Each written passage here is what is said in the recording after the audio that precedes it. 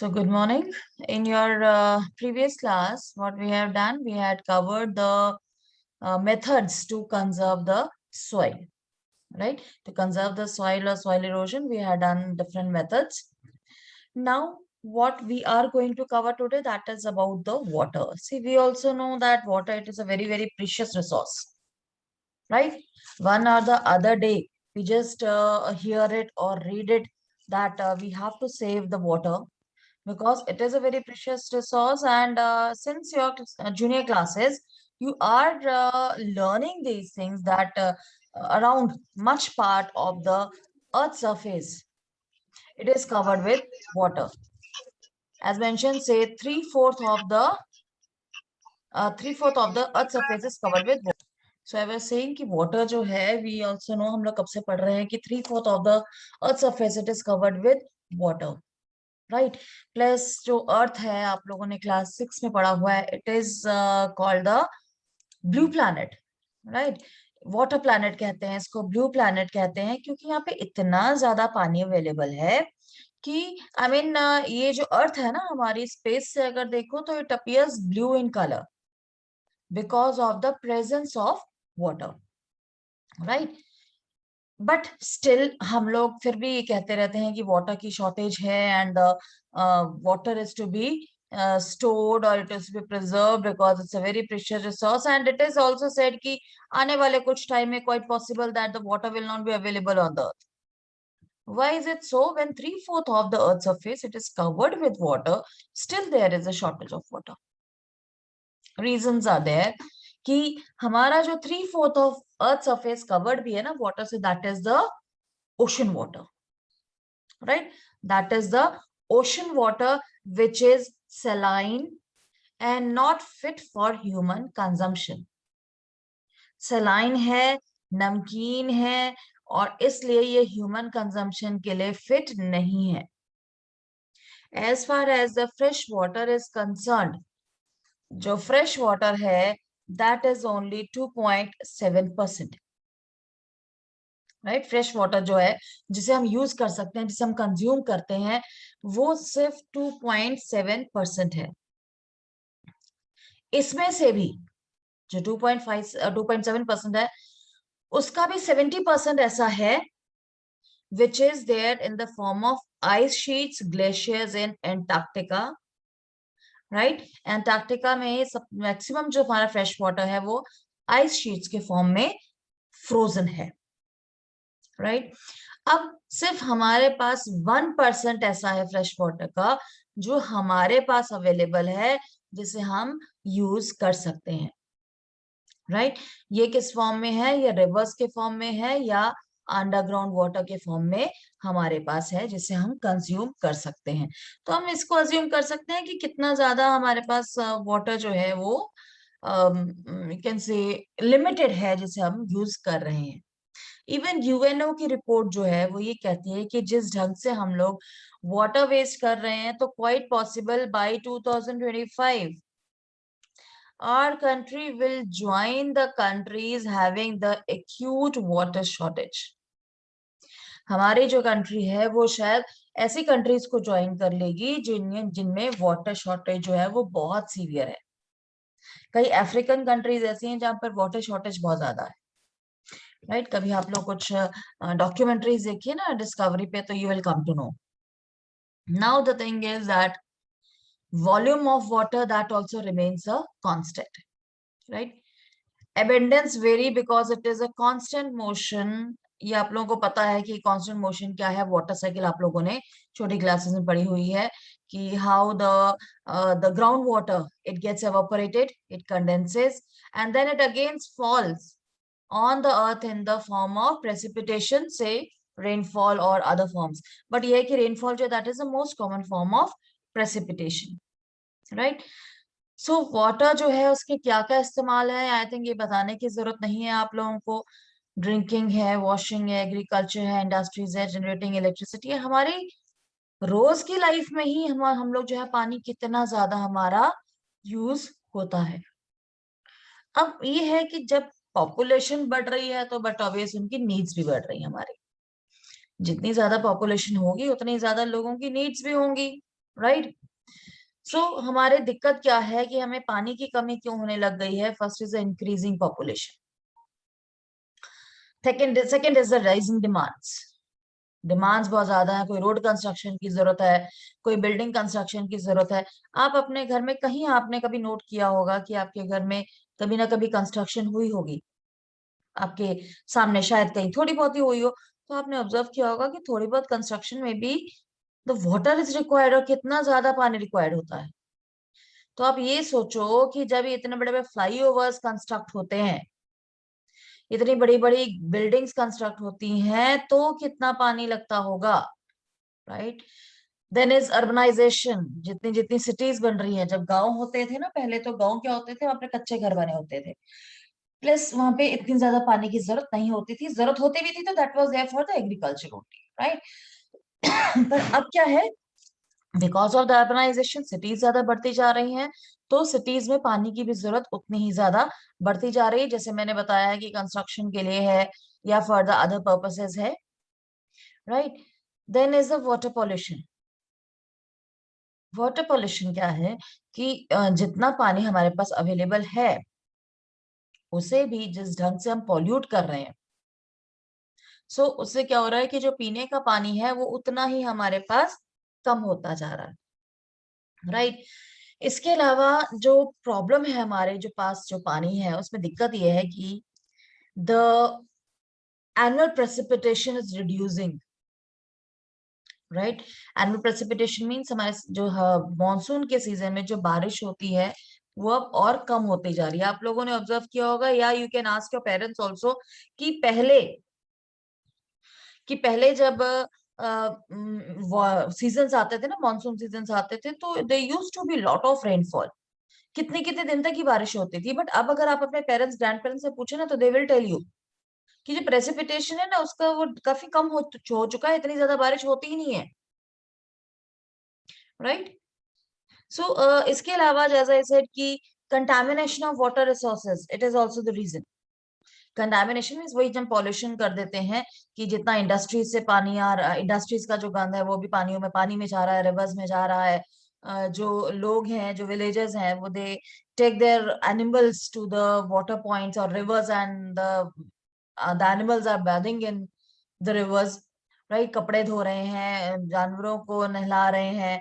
Plus जब आप ये जो हमारे रिलीजन में एक है ना कस्टम है कि after the death of the person the ashes are to be flown in these rivers, that is also one of the reason of the pollution of river,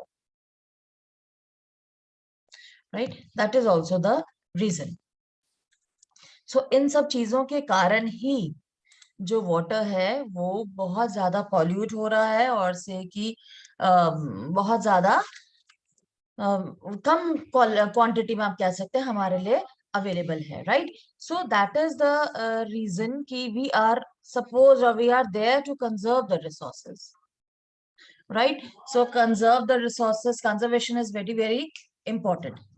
How we can conserve, right? There are many of the ways through which we can conserve the water resources. One is treating the water effluents before releasing in water bodies, means कि जब factories में से जो पानी है, जो गंदा पानी है, जब वो रिवर्स में जाता है, उससे पहले it is to be treated. Treated में क्या होता है कि जितनी पानी की इम्प्योरिटीज है ना वो रिमूव कर दी जाती है। The impurities are removed, and then that water is, I mean, that can be thrown into the river. So जितनी भी impurities हैं वो हटा दी जाएंगी। So उससे क्या होगा कि पानी जो है वो इतना रिवर्स को पॉल्यूट नहीं करेगा।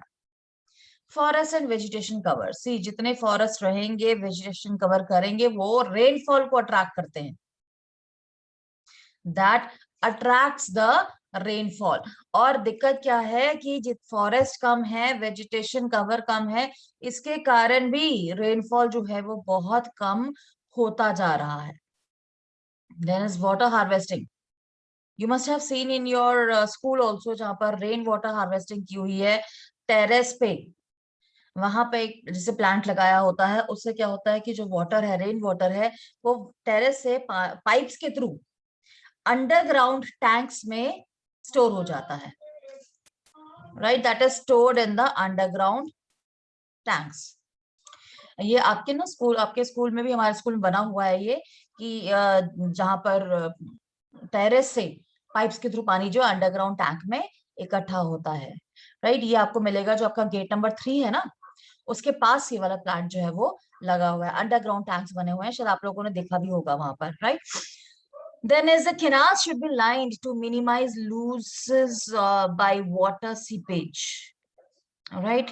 जब वाटर है कितना सारा तो ऐसे ही फ्लो हो जाता है, राइट। सो उससे क्या है कि अगर हम उस चीज को भी कहीं कंजर्व कर लेते हैं, जब बारिश होती है ना, तो हम लोगों ने देखा होगा कि ड्रेनेज सिस्टम एक तो अच्छा नहीं होता, तो कई बार क्या होता है सड़कों पे ऐसे पानी जो है फ्लो होता रहता है, उसको भी हम लोग जो है उसको यूटिलाइज कर सकते हैं। कैनाल्स वगैरह बनाई जा सकती हैं जिससे it can be can say water seepage जो है that can be minimised. Then is a sprinkles and drip irrigation.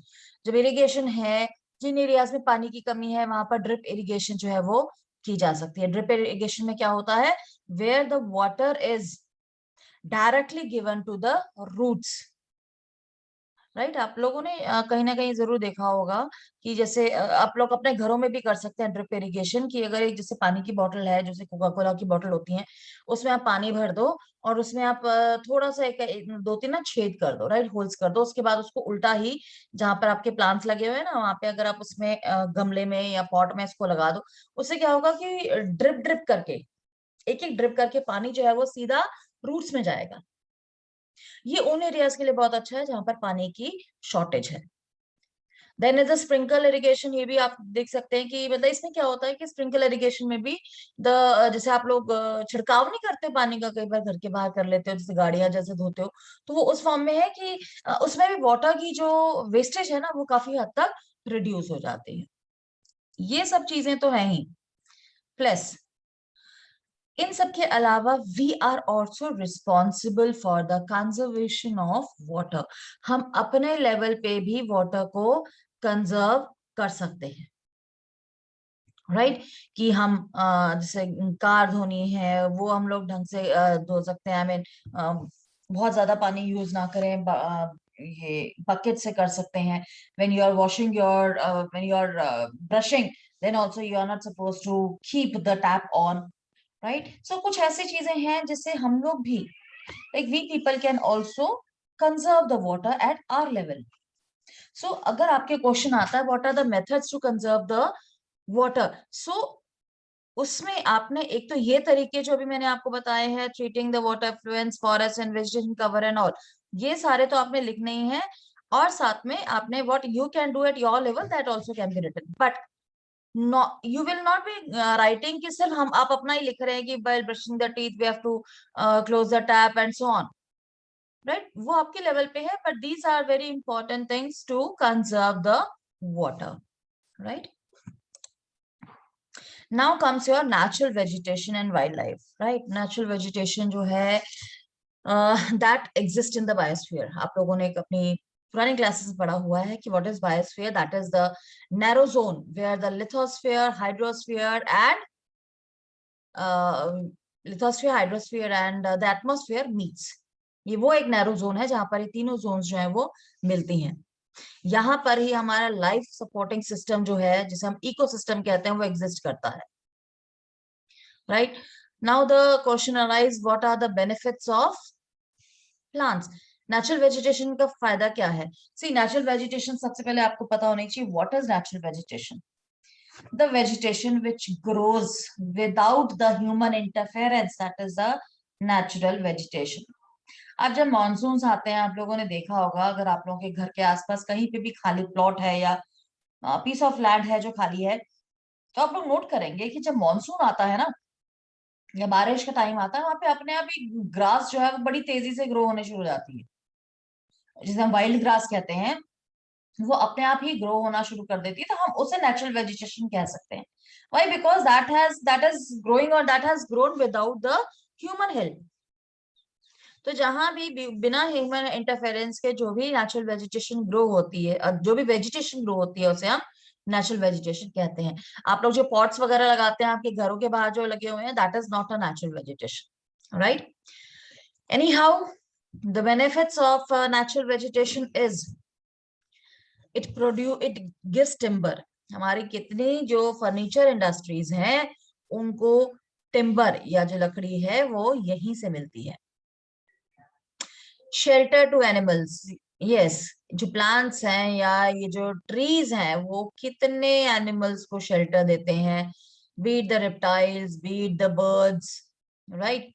Then produce oxygen, we also know, ये आपका साइंस का जो ये फिनोमेना है आप लोग काफी टाइम से पढ़ रहे हैं, that these plants or the trees they absorb the carbon dioxide which is released by us and they release the oxygen which we people consume or breathe in. तो जितने ज्यादा हम प्लांट्स लगाएंगे उतने ज्यादा ऑक्सीजन जो है वो एटमॉस्फेयर में अवेलेबल रहेगी। आजकल आप लोग न्यूज पढ़ रहे हैं ना, कितनी ज्यादा सुन रहे हैं कि ऑक्सीजन जो है, ऑक्सीजन सिलेंडर्स की कितनी कमी है दिल्ली में, कितनी ज्यादा you must have been going through the news कि दिल्ली में कितनी प्रॉब्लम आ रही है, राइट। तो ये जो चीजें हम लोगों को फ्री में मिल सकती हैं और उसके लिए भी अब द पीपल हैव टू पे फॉर इट। और अभी दिल्ली में लोगों ने पता नहीं कितना कितना पैसा जो है वो इन ऑक्सीजन को परचेज करने के लिए दिया है। अब यही जो प्लांट्स हैं या ट्रीज अगर नहीं काटे जाते, ये ऐसे ही लगे रहते, तो कितना कुछ हमारी, कितनी ज्यादा ऑक्सीजन जो है वो एटमॉस्फेयर में अवेलेबल होती कि लोगों को इन चीजों की जरूरत ही नहीं पड़नी थी। Then is it protects the soil, yes definitely हम लोगों ने सॉइल इरोजन पढ़ा हुआ है कि how it binds the soil, right, how it binds the soil, जिससे कि सॉइल इरोजन जो है वो नहीं होता है। It acts as shelter belts and it helps in the storage of underground water, right. जब ये प्लांट्स के थ्रू ही, इनकी रूट्स के थ्रू जो पानी है वो अंडरग्राउंड या जमीन के अंदर चला जाता है और वो अंडरग्राउंड वाटर जो है वो हम लोग बहुत पर्पसेस के लिए यूज करते हैं। आप लोगों के घरों में, कई घरों में सबमर्सिबल पंप लगा होगा, आपके पेरेंट्स को पता होगा सबमर्सिबल पंप्स लगे हैं, वो क्या है, वो आप अंडरग्राउंड वाटर आप यूज कर रहे हैं, राइट। सो ये अंडरग्राउंड वाटर जो है जब बारिश होती है it seeps down inside the earth, और उसमें जो प्लांट्स होते हैं ये भी बहुत ज्यादा हेल्प करते हैं कि इनके कारण भी जो अंडरग्राउंड वाटर है वो स्टोर्ड रहता है। It gives us fruits, nuts, lettuce, gum, और भी बहुत सारे फॉरेस्ट प्रोडक्ट्स हैं जो हमें इस नेचुरल वेजिटेशन से मिलते हैं। कितनी सारी ऐसी चीजें हैं which we get. Then what is the wild life, wild life तो अगेन बताने की जरूरत नहीं है आप लोगों को कि जो एनिमल्स वहां रहते हैं, फॉरेस्ट में रहते हैं, that is the wild life.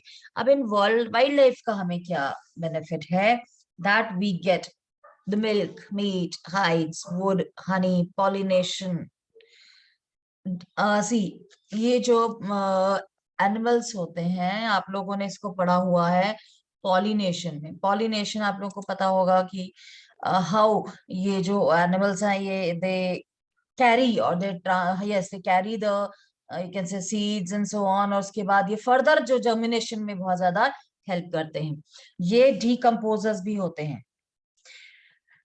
Decomposers कैसे होते हैं, कि जो वल्चर्स हैं, जो वल्चर्स हैं आप लोगों को पता है कि वो they act as the decomposers, sorry, ये एक तरह से स्कैवेंजर्स की तरह काम करते हैं, और जो भी डेड एनिमल्स होते हैं, राइट, सो ये इनको खा लेते हैं और वो एनवायरनमेंट को क्लीन करते हैं। सो हम कहते हैं क्लेंजर्स ऑफ एनवायरनमेंट। अगर ऐसा ना हो तो कितने सारे एनिमल्स हैं जिनकी डेड बॉडीज जो ऐसी पड़ी रहेंगी और वो एनवायरनमेंट को कितना ज्यादा पोल्यूट करेंगी। लेकिन ये ऐसे जो स्कैवेंजर्स होते हैं, वल्चर्स जैसे, वो इन डेड बॉडीज को खा लेते हैं, they feed on these dead bodies of the animals and they clean the environment. Plus as mention कि they are the decomposers also, जब ये इनकी बॉडीज डीकम्पोज हो जाती हैं तो लॉन्ग टर्म में this convert into the fossil fuels, it convert into the fossil fuels. So बहुत सारे बेनिफिट हैं हमें अपनी वाइल्ड लाइफ के। सो अब इनका कंजर्वेशन जो है वो भी बहुत जरूरी है, because there are many factors जिससे दीज थिंग्स, और you can say these are getting ruined, right. क्या रीजन है, deforestation, soil erosion, constructional activities, forest fire, tsunami, landslides, ये सारे रीजन जो है हमारी नेचुरल वेजिटेशन को खराब कर रहे हैं। Then is poaching result in sharp decline in the number of particular species. जो hunting है ना, hunting या इन जानवरों को बेचना और उनको मारना उनके किसी पर्टिकुलर चीज के लिए, जैसे एलिफेंट्स हैं, एलिफेंट के जो टीथ है ना, आइवरी जिसे हम कहते हैं, उसके लिए एलिफेंट्स को कितना मारा जाता है, टाइगर्स को उसके स्किन के लिए मारा जाता है, राइट। तो उससे क्या हो रहा है कि there is a sharp decline in the number of species. कुछ स्पीशीज ऐसी हैं जो बहुत कम हो चुकी हैं, जिसमें टाइगर जो है वो काफी इंपॉर्टेंट है, plus not only tiger but even the peacock. आजकल पीकॉक जो है वो भी एक हमारे कह सकते हैं इस कैटेगरी में आ रहा है कि अगर ऐसे ही इसको मारते रहे तो वो भी बहुत जल्दी एक्सटिंक्ट हो जाएगा, राइट। इसके अलावा और क्या रीजंस है, collection and illegal trade of hides. इनकी जो स्किन होती है, हाइड्स जिसे हम कहते हैं, उसका इलीगल ट्रेड होता है, मारा जाता है और इनकी स्किन जो है भी मार्केट में बेची जाती है। कौन कौन से ऐसे एनिमल्स हैं, जैसे टाइगर है, लायन है, क्रोकोडाइल है, राइनोसोरस है। राइनोसोरस जो है उसका उसका एक हॉर्न होता है, वन हॉर्न होते हैं ये, वो हॉर्न जो है वो बड़ी मेडिसिनल क्वालिटीज होती है जिसके लिए उसे मारा जाता है, राइट। अब जो लोग अगर लेदर के शौकीन है तो they will come to know कि अगर लेदर की जैकेट्स आती है, लेदर के बैग्स आते हैं, वो अलग अलग एनिमल्स के, क्रोकोडाइल का जो लेदर है वो भी बड़ा एक्सपेंसिव बिकता है। टाइगर का तो है एक्सपेंसिव, क्रोकोडाइल लेदर जो है वो भी बहुत एक्सपेंसिव होता है, राइट। अब ये इनको कंजर्व कैसे किया जा सकता है, बाय इंक्रीजिंग द अवेयरनेस। लोगों में ही एक अवेयरनेस जो है वो होनी चाहिए, और तभी they will be able to you can say conserve these vegetation and the wild life. अब गवर्नमेंट ने तो अपनी तरफ से काफी कुछ कर रखा है कि नेशनल पार्क्स बना रखे हैं, वाइल्ड लाइफ सेंचुरीज बना रखी हैं, बायो रिजर्व्स बना रखे हैं, राइट। ये तो गवर्नमेंट जो है उसने काफी कुछ किया हुआ है, राइट। इसके अलावा कुछ अवेयरनेस प्रोग्राम्स भी हमारे गवर्नमेंट जो है उसने चलाए हुए हैं, जैसे सोशल फॉरेस्ट्री, वन महोत्सव। ठीक है, वन महोत्सव में साल में एक बार वन महोत्सव मनाया मनाया जाता है, जब खूब सारे पेड़ जो है वो लगाए जाते हैं। Then is bird watching, nature visit, right, कि जो बर्ड्स को देखने के शौकीन है उनके लिए स्पेशल अरेंजमेंट्स हैं जहां पर they can just go and watch the live of the birds. तो ऐसे अवेयरनेस प्रोग्राम्स जब इंक्रीज होते हैं तो उससे लोग जो है वो भी अट्रैक्ट होते हैं। खाली अवेयरनेस प्रोग्राम से नहीं चलता, लोगों का चक्कर ये है कि जब तक उनके ऊपर कोई प्रेशर नहीं होगा they will not listen. So the laws are passed, laws are passed against the trade as well as the killing of birds and animals, right? So उसके अंडर क्या है कि if someone found killing or has been, you can say, has killed the animals में भी जो specially वो categories या वो स्पीशीज जो एक्सटिंक्ट हो रही, जो गायब हो रही है, तो that is a punishable crime, right. So किस किस का जो हंटिंग है वो बैंड है, that is lions, tigers, deers, great Indian bustards and peacocks, that is illegal. अगर इन्हें मारा जाता है तो एक पनिशेबल क्राइम है।